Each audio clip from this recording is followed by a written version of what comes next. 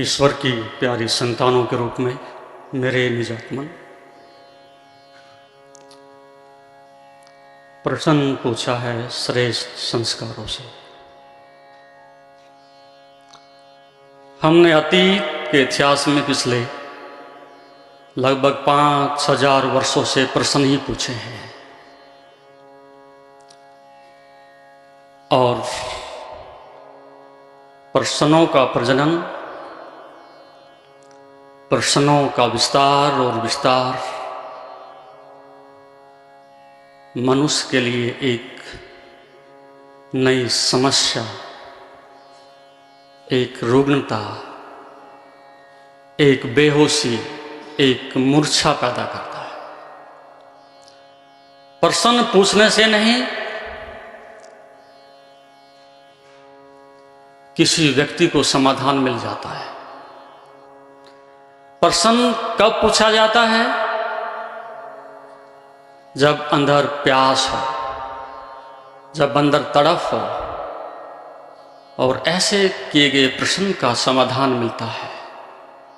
लेकिन हमने अतीत में प्रश्नों से शास्त्रों का विस्तार किया है, इन प्रश्नों से हमने राजनीति का विस्तार किया है, इन प्रश्नों से हमने नास्तिकता का विस्तार किया है। प्रश्न वह है जो मौलिक हो, प्रश्न वह है जो तुम्हारे अस्तित्व से आता हो, प्रश्न वह है जो तुम्हारे अंदर से एक प्यास बन के उठता हो। हमने तो इस संस्कृति को मार डाला, हमने तो इस सभ्यता को मिटा डाला है। बच्चे की आंख नहीं खुलती ठीक से और हम उसको प्रश्नों में लिपेट देते हैं। बच्चे के अंदर भी समस्या भी नहीं, हम समाधान उसके हाथ में दे देते हैं। ऐसी संस्कृति पाखंड की बनती है। ऐसे प्रश्न मनुष्य के लिए आत्महत्या बनते हैं। आप देखते नहीं, आपका जन्म प्रश्नों से होता है और आपकी कब्र में चारों ओर प्रश्नों के बीच में आपको दफना दिया जाता है। आपकी आंखें बताती हैं, आपकी रुग्णता बताती है, आपके जीने का ढंग बताता है, ये अखबार बताते हैं, ये मनुष्य की दुर्दशा बताती है कि हमारे पास तो प्रश्न ही प्रश्न है।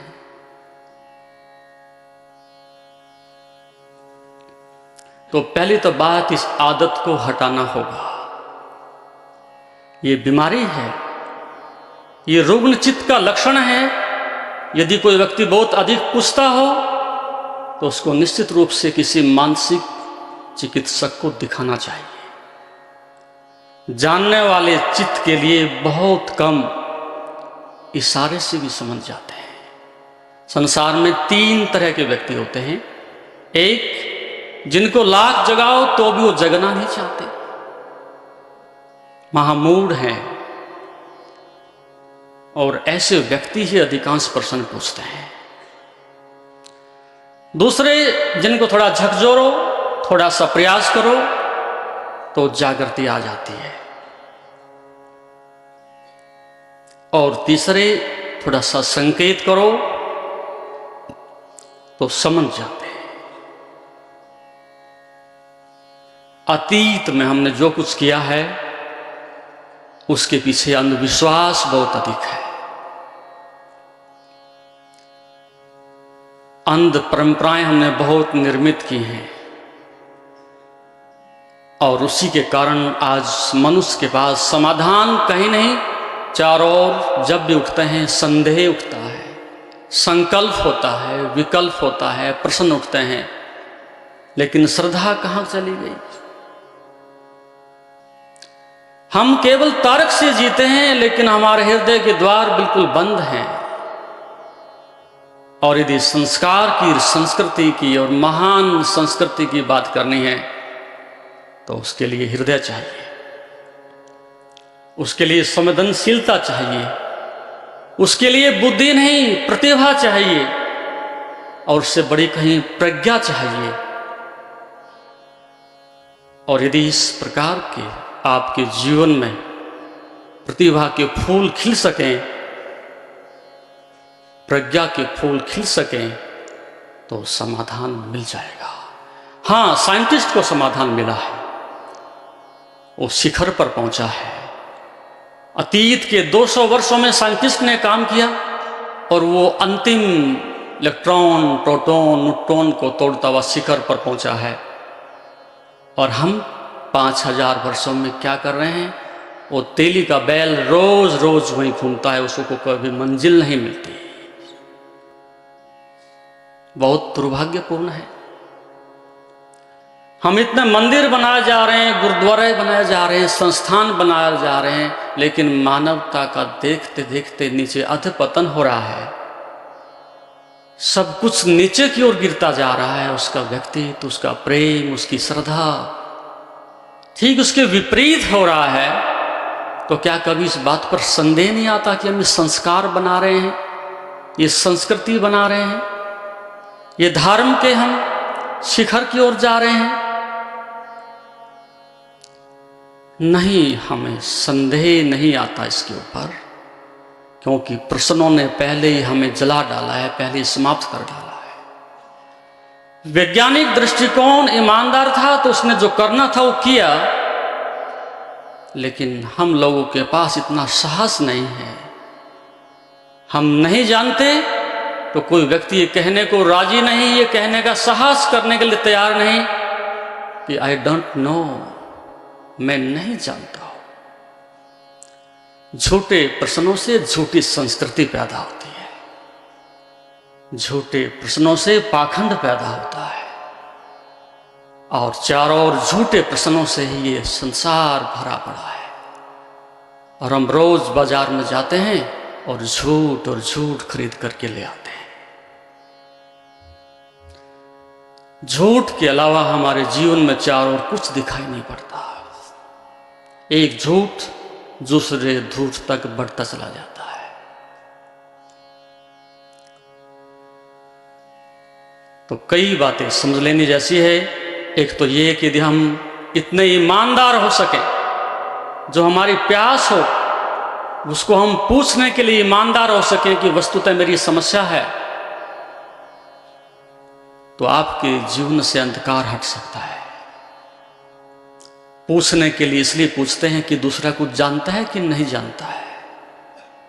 दूसरों की परीक्षा लेकर के हम पूछना चाहते हैं, और ऐसे प्रश्न निश्चित रूप से मनुष्य के लिए आत्मघाती होते हैं। हम स्वयं को धोखा दे रहे हैं। और हम पूछने के अंदर केवल इतना ही पूछते हैं कि जो मैं चाहता हूं, जो मैं मानता हूं, क्या वस्तुतः ये भी ऐसा ही है? हम अपने झूठ पर एक दूसरे झूठ की स्टैंप लगवाने के लिए दूसरे से पूछते हैं, सत्य को जानने के लिए हम कभी नहीं पूछते। और ये पाखंड जब बच्चे की आंख खुलती है तभी से हम आरंभ कर देते हैं। बच्चा पूछता है चारों ओर से देख करके संसार क्या है। बच्चा पूछता है बाप से ये भगवान क्या है, और रेडीमेड आंसर दे देता है, सामने इशारा कर देता है कि मंदिर में चले जाकर, गुरुद्वारे में चले जाकर, वो सामने एक तस्वीर टंगी है उसको देख लिया करो। बच्चे को तो मार डाला, उसकी आत्मा को तो हमने मार डाला। उसके अंदर एक मौलिक प्रश्न उठा था, उस सत्य को जानना चाहता था, लेकिन झूठ उसको दबा देता है। मन में क्रोध उठता है, बच्चा पूछता है पिता से कि मुझे क्या होने लगा है। वासना उठती है, बच्चा पूछता है कि मुझे क्या होने लगा है ये। लेकिन बाप के पास कोई उत्तर नहीं, शास्त्रों के पास कोई उत्तर नहीं, संस्कृति के पास कोई उत्तर नहीं। और हम कहते हैं ठहरो,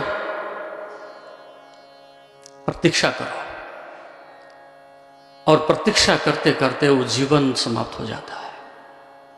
वो फूल जो खिल सकता था अस्तित्व का, वो मुरझा जाता है। और वृद्ध अवस्था तक हम प्रतीक्षा और प्रतीक्षा ही करते हैं। उसके पीछे एक ही शब्द सुनने को मिलता है, थोड़ी और आशा, थोड़ा और आश्वासन, और इसके बाद मृत्यु दस्तक देती है और सब समाप्त चला जाता है।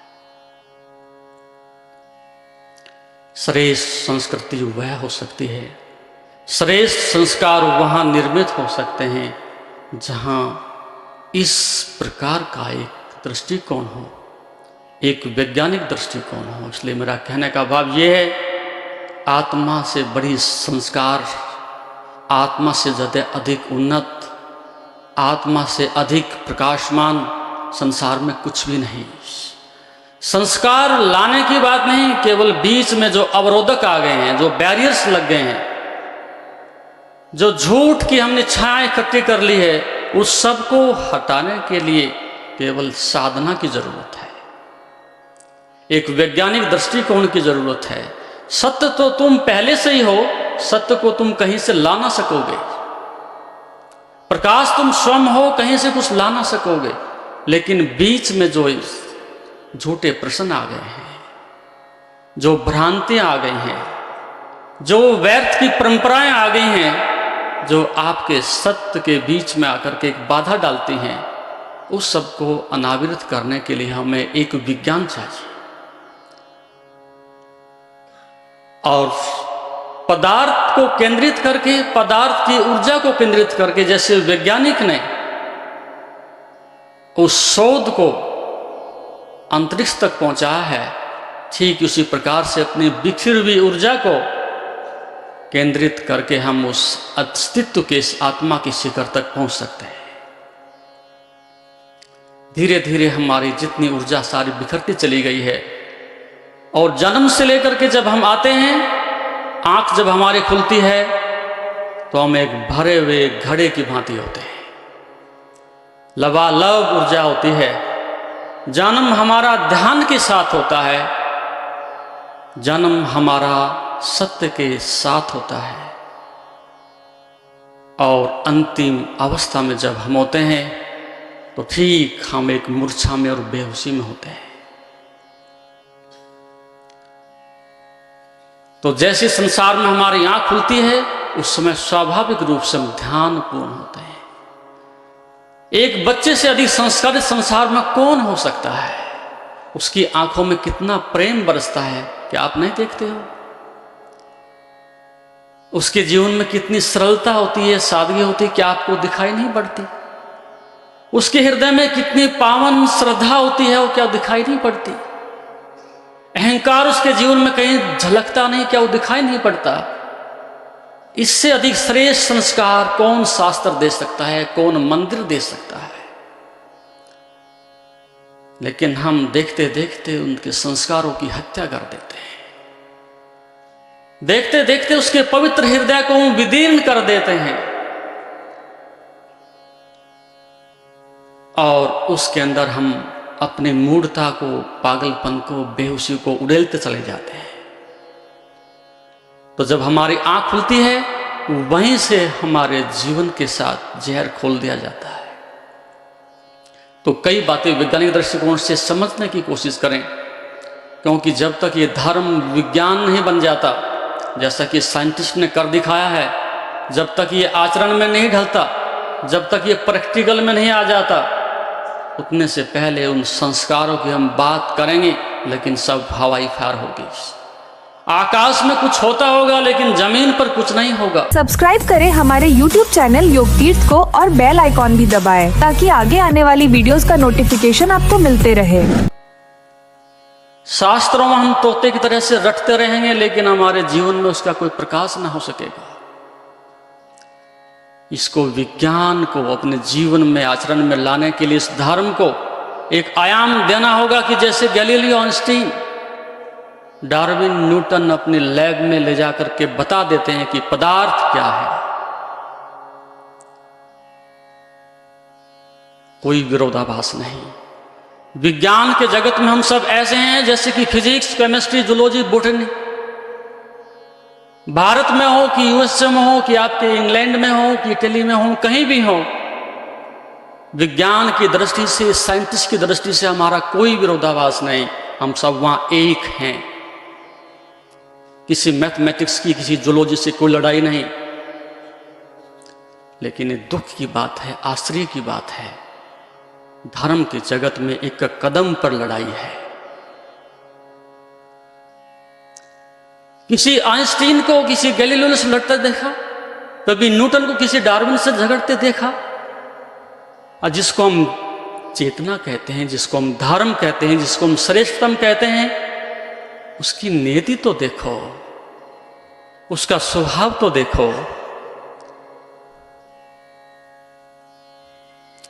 लगभग 300 धर्म, 3000 संप्रदाय, इतने शास्त्र, इतने झगड़े, किस लिए? विज्ञान का कोई कलह नहीं, कोई विवाद नहीं, और अध्यात्म में इतने विवाद, ये कहां से निर्मित हुए? प्रेम का कोई विवाद नहीं, श्रद्धा का कोई विवाद नहीं, ज्ञान का कोई विवाद नहीं। और यदि ज्ञान में भी विवाद होता हो तो फिर वो 2 कौड़ी का नहीं, कुछ छूट गया है पीछे, जिसको हम योग का मार्ग कहते हैं। अब आवश्यकता है, एक विज्ञान विकसित हुआ है, स्वागत करना चाहिए। अब मनुष्य विकसित होना चाहिए, अब मनुष्य प्रामाणिक होना चाहिए, अब मनुष्य उस चेतना की शिखर पर होना चाहिए। वह मार्ग है योग का मार्ग, वह मार्ग है स्वयं से मिलने का मार्ग। जैसा कि भगवान पतंजलि ने कहा है, दृष्ट अनुसर्विक विषय, देखने से सुनने से संस्कार बनते हैं। और यहाँ आँख खुलते ही देखना भी और सुनना भी, और चारों ओर जो भी कुछ होता है और सब इतना विकृत होता है, तो संस्कार कहाँ से लाओगे?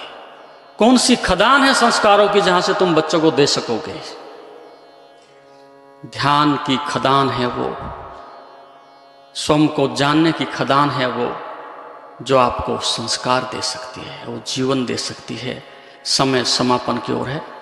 अभी मैं कुछ कहना चाहता था, लेकिन समय अनुमति नहीं देगा, और मुझे पता था हम लोग इतनी दूर से चल के आए हैं, 10 मिनट मुश्किल से मिलेंगे, वो संदेश लिख के भी भेज सकते थे, लेकिन फिर भी आप लोगों ने इतना प्रेम दिया है, उसके लिए हम अत्यंत आभारी हैं। और शायद लोग सत्य को सुनना भी नहीं चाहते हैं। हरिओम हरिओम हरिओम। जैसा कि आप जानते हैं, शरीर को स्वस्थ और मन को शांत बनाने के लिए योग ही एकमात्र साधन है। जीवन को योगमय बनाने के लिए व योग दर्शन के मर्म को आत्मसात करने हेतु गुरुदेव के आशीर्वचनों को श्रवण करें। उनके द्वारा दिया गया मार्गदर्शन आपके जीवन में सकारात्मक बदलाव लाएगा। अगर आप पतंजलि योग दर्शन सीखना चाहते हैं और इस प्राचीन ज्ञान को अपने जीवन में शामिल करना चाहते हैं, तो हमसे संपर्क करें। हमारे योग सत्र न केवल आपके शरीर को स्वस्थ बनाएंगे, बल्कि आपके मन और आत्मा को भी संतुलित करेंगे। अधिक जानकारी के लिए हमें नीचे दिए गए विवरणों पर संपर्क करें। हमारे साथ इस योग यात्रा की शुरुआत करें और अपने जीवन को शांति और सकारात्मक ऊर्जा से भरें। धन्यवाद। आपका दिन शुभ हो। ओम नमस्ते।